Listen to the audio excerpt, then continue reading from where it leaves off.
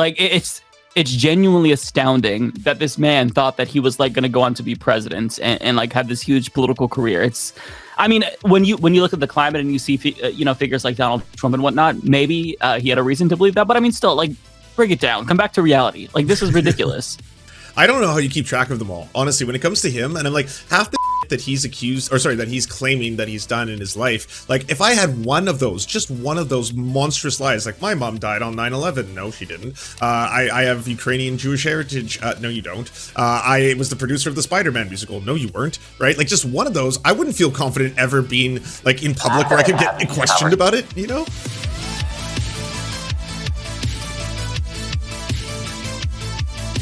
George Santos surrendered himself after being indicted on 13 federal counts, and then his press conference afterwards was just genuinely hilarious because he was saying this is a witch hunt and he's going to run for re-election. They're very, very good. Some clips. I haven't watched this yet.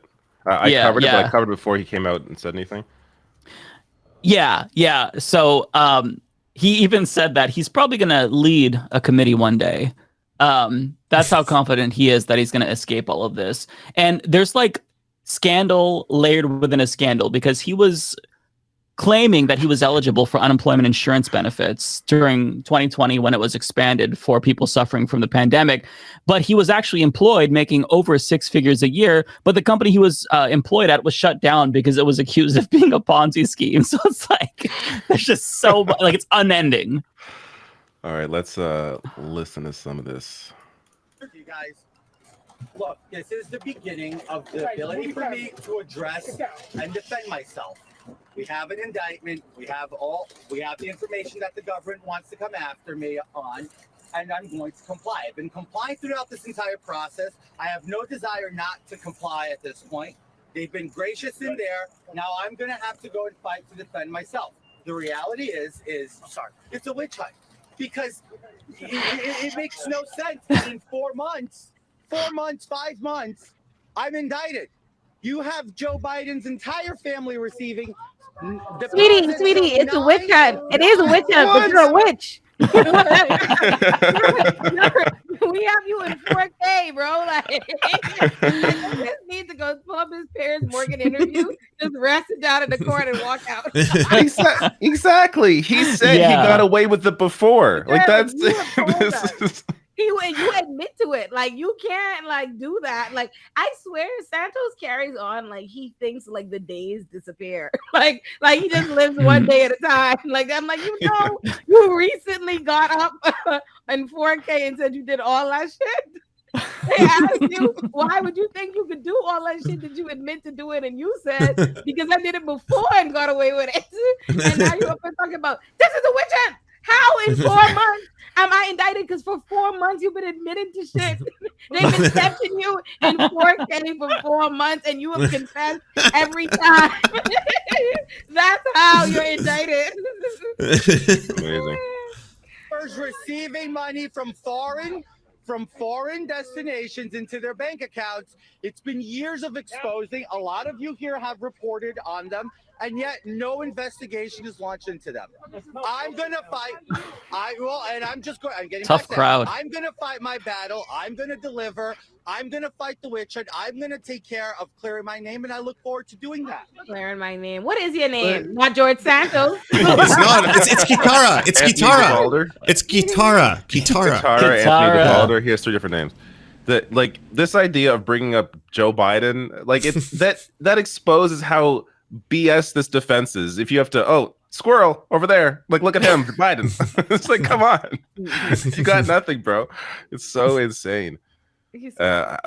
Apparently, so the top potential sentence for him is 20 years. I don't think he's going to come anywhere near that because that's how society works. But I hope he gets something. I mean, he's under, what is it, 13? It's a 13 count indictment, federal charges, like some serious shit in there. So I guess we're gonna see where it all goes. I hope he runs town. Like, I hope he skips town. Like for his future movie. That's gonna be an epic. Like, Catch Me If You Can. like, I know he's gotta skip town. I know he gotta do one of those. He's gonna disappear. He can go to Mexico. I can't Depends how confident he is in his ability to lie his way out of this. Because if he thinks he can keep lying his way out of it, then he'll just stick around and try to keep lying. He's got away with it before, so he can keep getting away with it, and that's what I he wish thinks. we could get like one of his like a previous significant other on the record. Wouldn't that be excellent? Like that's who I want interviewed. Find me his last part. Oh, the pillow talking he must have done. I would love to know. Isn't he divorced apparently? Like, oh right, he divorced a woman. Yeah, they should be able to find her when he was still pretending he wasn't gay. Like this is. Oh, so he's out. He's out. Oh yeah, yeah, he's oh yeah. I assume, but I didn't want to be out here just assuming things. Okay, all right. That was a safe assumption. Given that, but I was like, I don't know. I think that was one of his selling features as like a Republican in like a blue district where he's like, I'm gay, so you can vote for me. Like, yeah, I know there's other Republicans that lie all the time. I'm one of those good ones. Like, no. I hope Disney modeled like a villain after him. Like, wouldn't that be excellent? You can imagine like a Disney cartoon villain, like with this kind of, that'd be excellent. Top tier. I think it's hilarious that he stole campaign funds to purchase designer clothing, and my man still looks like shit. Still looks terrible, disheveled. And he's stealing other people's scarves. Remember that story? He stole his friend's his expensive scarf. This guy just wants to live the high life. Like he belongs in like a Succession episode. Like he's just there for the money. He's so funny. He's hilarious, honestly. Yeah, he tweeted out in all caps, "Witch hunt like Donald Trump." But he's pursuing the Trump strategy, but he doesn't understand that his base doesn't like him. Like 78% of his own constituents want him out. Trump's base likes him. The witch hunt analogy caught on. Because what are you suggesting, right? Because like the whole point of a witch hunt is to get witches. Like, so like no one ever denounced witch hunts. So we just questioned whether or not they had the right witches. But you 4K baby, like y'all are clear. Y'all been practicing magic in front of everybody. Like it's honestly so ridiculous. And really I don't even care about the outcome. Like, I just want the movie to be released ASAP. Like, that's really what I'm focused on. Like, we need to do a watch party when it comes out. Are we going to talk at all about this Trump town hall? Speaking of movie, by the way, I just wanted to add here. I have a buddy who was trying to do a movie with George Santos and actually met with him a few times. What? He was going to do he was trying to get George Santos to agree to do a documentary. I don't know if you saw on MSNBC yesterday. Ari Melber had on Blake Zeff, who is my buddy in question, and the story's so good. Some of the recordings because Blake was recording his conversations with George Santos. And it's really good. You should check out some of these recordings. I don't even think he released them all. This guy... one of the recordings they released was him like mocking his Jewish constituents. Another one, I don't know if they released with an impression. He does an impression too. With an impression, yes. Yes.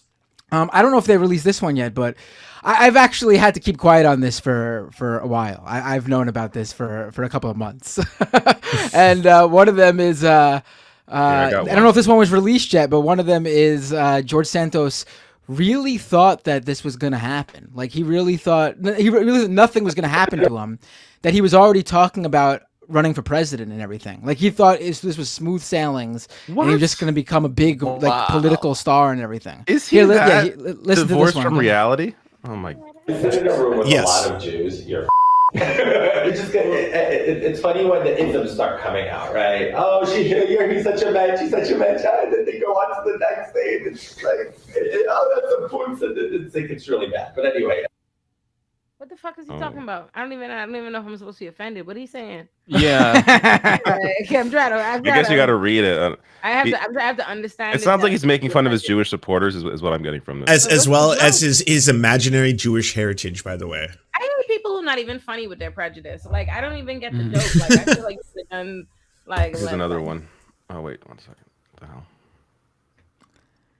The most amazing thing, though, about this whole thing is that the documentary was never going to happen because every time Blake tried to meet with him to convince him to do this documentary, George Santos would say, I got to figure out if I did agree to this, I need to figure out a way to get paid without any flags being any red flags, and he told Blake that he expected. I think he probably has it in the recordings too. He expected he'd be paid millions of dollars for this documentary, and when Blake was like, I don't pay, he was like, well, I'm gonna hold out for Netflix. Then they're gonna give me millions, I bet. Oh my God, this guy. And Netflix better give him a big fucking bag. He's absolutely fucking correct, and they will. And they fucking will. I'll raise the money. I want to see that movie. Okay, what you talking about? Yes, they will. So this one's about. Oh yeah. So apparently, one of the. I think this is part of the indictment that he qualified, or he tried to qualify for unemployment when he doesn't actually qualify for it. But I guess it's him discussing this. So the way I look at it is, they're not understanding. If the question is simple, George, why was your income $55,000 in 2020, and why is your income drastically higher? Well, here's the answer to that. We struck a deal with the company so nobody went unemployed and got reduced to like a very basic salary, just so we, as we called it, livable wages in the company. So we can get by, because our industry was capital introduction via vis-a-vis conferences, vis-a-vis speed dating, all that in private equity, and managing limited partner, general partner relationships and investment groups. So long story short, I went from 2019 bringing in $400 and something thousand to, in 2020, my reported income was $55K. It couldn't be more legitimate. I actually qualified for unemployment. Quote, I qualified for unemployment. This is That's amazing. Yeah. And he's so just telling fucked. this. Does he know he's being recorded? Like, Yeah, he collected $24,000 in unemployment. It is just genuinely insane. For months, he was saying, because every single week, like if you've ever been on unemployment, you have to say, yes, I'm still eligible. I'm looking for work. Like in Oregon, we have like certain requirements. We've got to look for work. Every single week, he lied. Like it's genuinely astounding that this man thought that he was like going to go on to be president and like have this huge political career. I mean, when you look at the climate and you see, figures like Donald Trump and whatnot, maybe he had a reason to believe that. But I mean, still, like, bring it down. Come back to reality. Like, this is ridiculous.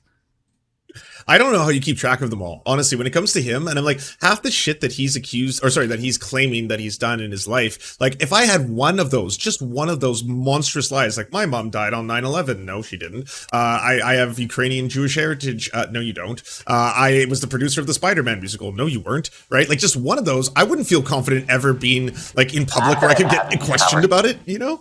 Yeah. Oh, I didn't don't he know say how he he does created it. carbon capture also? yeah, Like, he what did. the He did claim fuck? that. Of course he did. Of course he did. Come Well, someone had to. Come on, someone had to. So this is another one. What are they entertaining, kind of like monetarily? Look, I don't have a number in my head. Like the fact that I'm having these conversations are conversations I never in a million years thought I would be having. But when in Rome, let's have the When in Rome. conversations. A lot has changed over the last recycles, so over the last 6 years. So from 18 to now, a lot has changed. The ethics committee has allowed so many things, and it's been bipartisan and across the aisle. So I think this is a different time in Congress where they're understanding that this is just going to be a new way of doing things. What are they? Okay. This is just this guy. Yeah. It's It's I mean, like, I feel like, it's not sort of, he got indicted, so it's like, what more? But I feel like these recordings really do lay it out in the open, like, exactly. So there's no question, really, what his thought process is on a lot of these things. Sorry. This is one more. This is the one you're talking about him running for president. I got to hear this delusion. It's not a thought that I haven't had. Let me make that very clear. It's not a thought I have not had. In light of all the shadas and all the freaking frenzy and fanfare over my SEC filings, until I can get all that squared away and put it to bed, the sheer thought of me opening an exploratory presidential committee would break all the rules. It's not. Right. Like, I mean, like the idea he'd even consider. Oh, the only reason I'm not running for president yet is because of all of this like drama going on. Otherwise, exploratory delusion. committee is formed. Right. Yeah. Like, it's one thing. Wow. Like, Trump is one situation because we're talking about like a celebrity for like 50 years. Everyone knows who. It's a different thing. George Santos, there's no constituency. Like, no one's running to the polls for George Santos. Like, it's True. so delusional that he thinks because he's been in the headlines that all of a sudden he has this ability to run for president and be successful. It is just the sheer delusion is mind-boggling to me.